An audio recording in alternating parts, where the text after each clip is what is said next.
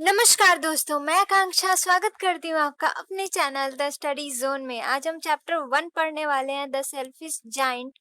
तो चलिए अब बिना किसी देरी के पढ़ना स्टार्ट करते हैं। द सेल्फिश जाइंट, स्वार्थी राक्षस। The Selfish Giant is a short story about a giant who lives alone in his castle which has a beautiful garden. The selfish giant एक छोटी सी कहानी है एक राक्षस के बारे में जो अकेले अपने महल में रहता है और उस महल में एक सुंदर सा बगीचा भी है। He is selfish and dislikes children. वह राक्षस बहुत स्वार्थी है और बच्चों को पसंद नहीं करता है। But when Spring refuses to visit his garden, he learns to appreciate children and grows to love them immensely. लेकिन जब बसंत उसके बगीचे में आने से इनकार करता है तो वह बच्चों की सराहना करना सीखता है और उनसे बेहद प्यार भी करने लगता है। Every afternoon, as they were coming from school, the children used to go and play in the giant's garden. हर दोपहर स्कूल से लौटते समय बच्चे राक्षस के बगीचे में खेला करते थे। It was a large lovely garden with soft green grass. यह एक बड़ा सुंदर बगीचा था जिसमें मुलायम हरी घास थी। Here and there over the grass stood beautiful flowers like stars, and there were 12 peach trees that in the springtime broke out into delicate blossoms of pink and pearl, and in the autumn bore rich fruit.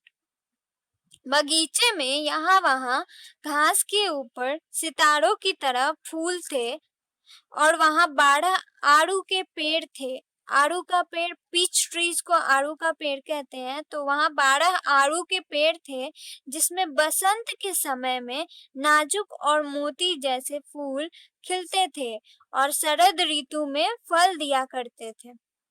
Blossoms क्या होते हैं? A flower और a mass of flowers specially on a tree और Bush.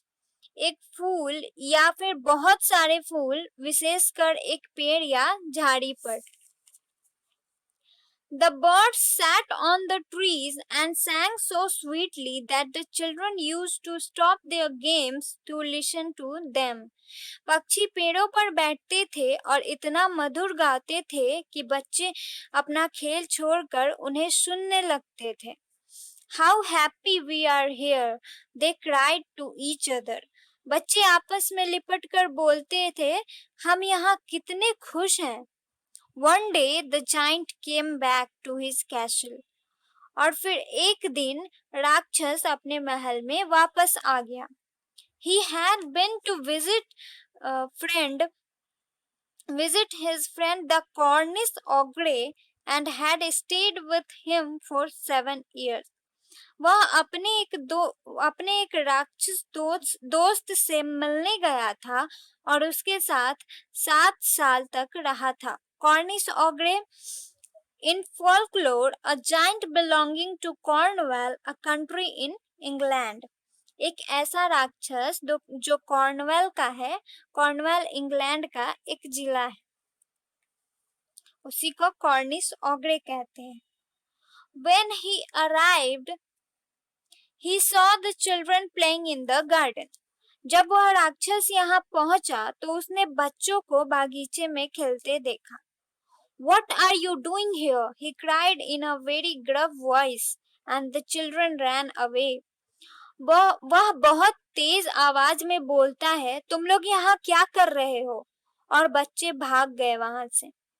My own garden is my own garden, said the giant. I will allow nobody to play in it but myself. राक्षस बोलता है, मेरा बागीचा सिर्फ मेरा बागीचा है, सिर्फ मेरा है। मैं अपने अलावा किसी को भी इसमें खेलने की इजाजत नहीं दूंगा। So he built a high wall round it and put up a notice board.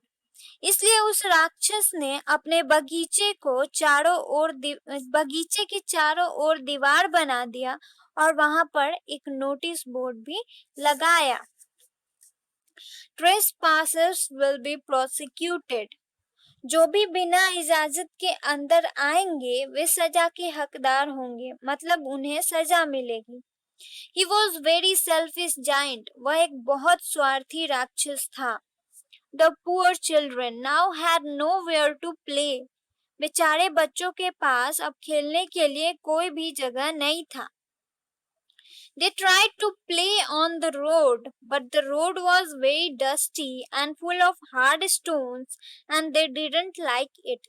उन्होंने रोड पे खेलने की कोशिश की, लेकिन रोड धूल और पत्थरों से भरी पड़ी थी और बच्चों को ये पसंद नहीं आया।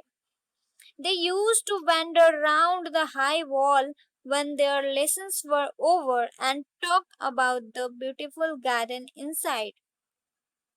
स्कूल खत्म होने के बाद बच्चे ऊंची दीवार के चारों तरफ घूमा करते थे और उस सुंदर बगीचे के बारे में बातें किया करते थे। How happy we were there, they said to each other. वे एक दूसरे से कहते थे कि हम लोग वहाँ कितने खुश थे। Then the spring came and all over the country there were little blossoms and little birds. फिर वसंत आया और पूरे देश में छोटे छोटे फूल और छोटी छोटी चिड़िया थी। Only in the garden of the selfish giant it was still winter. और केवल स्वार्थी राक्षस के बगीचे में अभी भी सर्दी थी। The birds did not care to sing in it as there were no children and the trees forgot to blossom. पक्षियों ने इसमें गाने की परवाह नहीं की क्योंकि वहां बच्चे नहीं थे और पेड़ भी खिलना भूल गए थे। Once a beautiful flower put its head out from the grass, but when it saw the notice board, it was so sorry for the children that it slipped back into the ground again and went off to sleep. एक बार एक सुंदर फूल ने अपना sir घास से बाहर निकाला, लेकिन जब उसने नोटिस बोर्ड देखा तो उसे बच्चों के लिए बहुत बुरा लगा, इसलिए वह फिर से जमीन के अंदर सोने चला गया। The only people who were pleased were the snow and the frost. जो लोग सबसे ज्यादा खुश थे वो थे बर्फ और ठंड। स्नो और फ्रोस्ट वे लोग आपस में बात करते थे कि Spring has forgotten his garden, they cried, so we will live here all the year round. वे चिल्लाकर बोलते थे, वसंत इस बागीचे को भूल गया है, अब पूरे साल हम यहाँ रहेंगे। The snow covered up the grass with her great white cloak, and the frost painted all the trees silver. Cloak का एग्जैक्ट हिंदी लबादा होता है या फिर बरसाती, a long loose outer garment. Here it is used as a metaphor.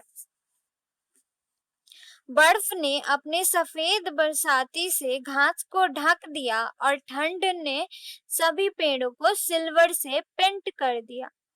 Then they invited the north wind to stay with them and he came. और फिर उन्होंने नॉर्थ की ठंडी हवाओं को भी अपने साथ रहने के लिए बुलाया और वह आया। He was wrapped in furs and he roared all day about the garden and blew the chimney pots down. वे फर्स में लिपटा हुआ था और वह पूरे दिन फर रोए को बोलते हैं, तो वो फर्श में लिपटा हुआ था, वह पूरे दिन बागीचे में दहाड़ते रहता और चिमनी पॉट्स को नीचे गिरा दिया करता था। This is a delightful spot, he said. We must ask the hell to visit us. So the hell came. Delightful का मतलब आनंदमय होता है। उत्तरी हवा ने कहा, नॉर्थ विंड ने कहा, ये तो एक आनंदमय जगह है, हमें हेल को भी यहाँ आने के लिए कहना चाहिए। हेल का मतलब ओला होता है, बर्फ के गोले, इसलिए ओले भी आ गए। Every day for 3 hours he rattled on the roof of the castle till he broke most of the slates and then he ran round and round the garden as fast as he could. ये जो हिल था वो हर दिन 3 घंटे के लिए महल की छत पर तब तक चढ़ता रहता था जब तक वह ज्यादा से ज्यादा स्लेट्स को तोड़ ना दे, और फिर वह बागीचे में जितनी तेजी से हो सके उतनी तेजी से गोल गोल दौड़ता रहता था. He was dressed in grey and his breath was like ice. वह ग्रे कलर का था और उसकी सांस बर्फ की तरह थी. I cannot understand why the spring is so late in coming, said the selfish giant as he sat on the window and looked out at his cold white garden. I hope there will be a change in the weather. स्वार्थी राक्षस अपनी खिड़की के पास बैठकर बाहर अपने ठंडे बागीचे को देखकर बोलता है, मुझे समझ नहीं आ रहा है कि बसंत आने में इतनी देर क्यों हो रही है. मुझे उम्मीद है कि मौसम में बदलाव होगा. But the spring never came nor the summer. लेकिन ना तो बसंत आया और ना ही गर्मी. The autumn gave golden fruit to every garden, but to the giant's garden she gave none. शरद ऋतु ने हर बागीचे में सुनहरा फल दिया, लेकिन राक्षस के बगीचे में उसने कोई फल नहीं दिया. He is too selfish, she said. So it was always winter there, and the north wind and the hail and the frost and the snow danced about through the trees. शरद ने कहा वह बहुत स्वार्थी है, इसलिए वहां हमेशा सर्दी थी और उत्तरी हवा यानी कि नॉर्थ विंड, हेल और बर्फ पेड़ों के जरिए डांस किया करते थे. One morning the giant was lying awake in bed when he heard some lovely music. एक सुबह राक्षस बिस्तर पर लेटा हुआ था कि उसने एक प्यारा सा संगीत सुना. It sounded so sweet to his ears that he thought it must be the king's musicians passing by. यह उसके कानों को इतना मधुर लगा कि उसने सोचा कि जरूर राजा के संगीतकार यहाँ से गुजर रहे होंगे.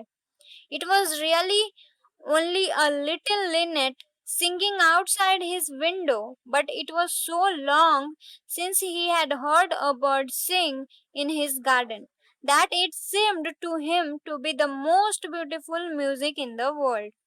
यह वास्तव में उसकी खिड़की के बाहर गाते हुए केवल एक छोटे से लिनेट का गीत था. लिनेट एक बर्ड है. लिनेट का गीत था, लेकिन उसने लंबे समय बाद अपने बागीचे में एक पक्षी को गाते हुए सुना था, इसलिए ये उसे दुनिया का सबसे सुंदर संगीत लग रहा था. Then the hail stopped dancing over his head and the north wind ceased roaring, and a delicious perfume came to him through the open casement.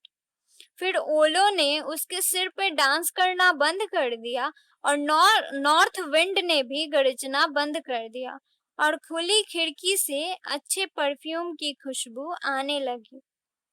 I believe the spring has come at last, said the giant, and he jumped out of bed and looked out.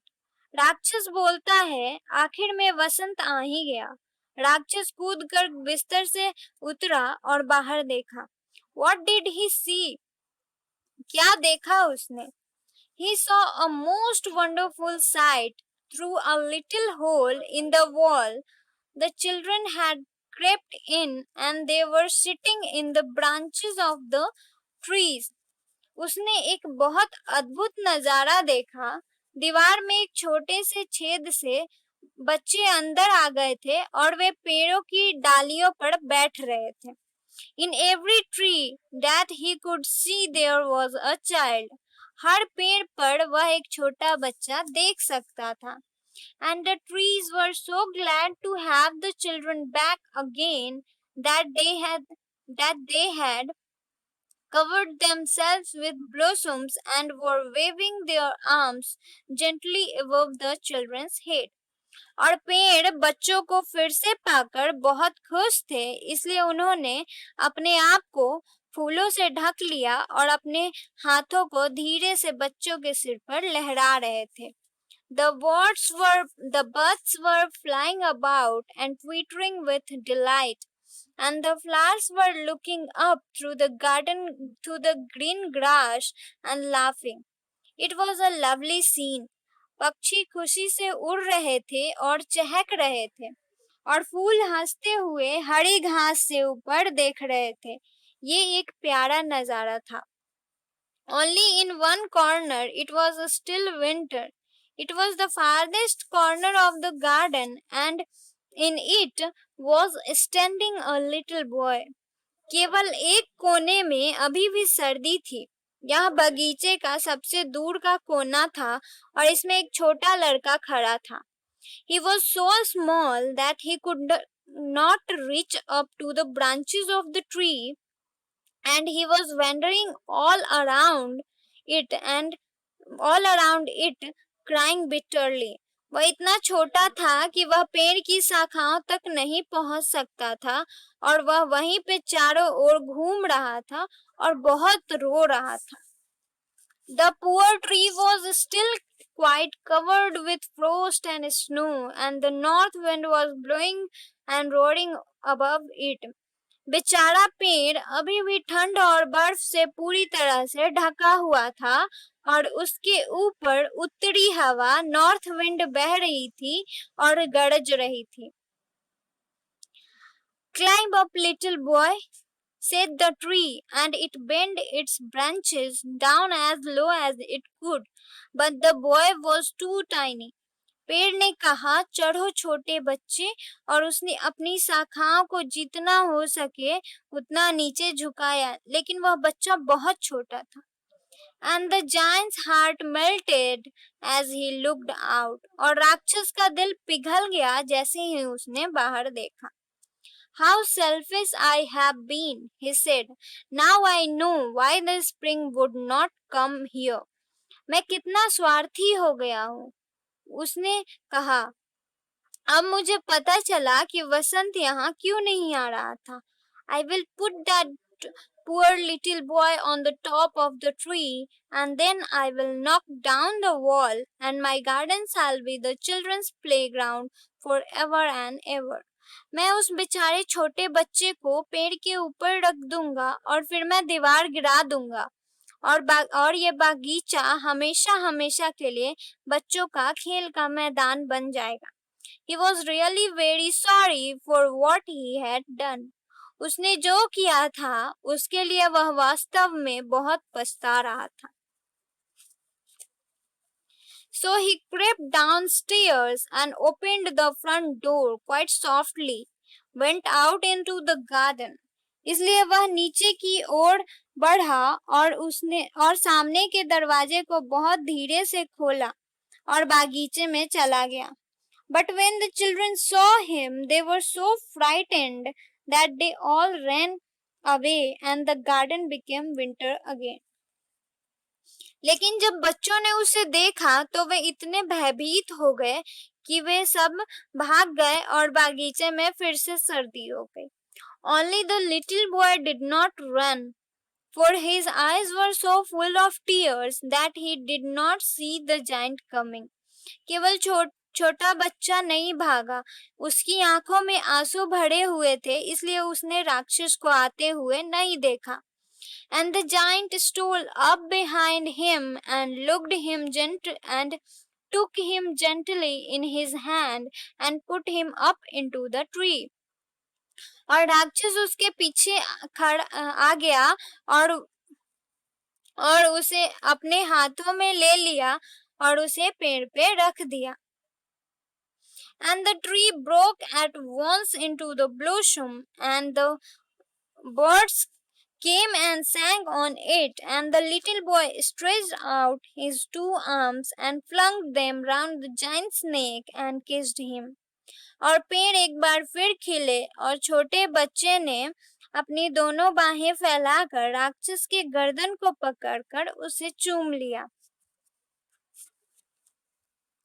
And the other children, when they saw that the giant was not wicked any longer, came running back, and with them came the spring. और जब दूसरे बच्चों ने देखा कि राक्षस अब पहले वाला बदमाश राक्षस नहीं था, तो बच्चे वापस आ गए और उनके साथ बसंत भी आ गया.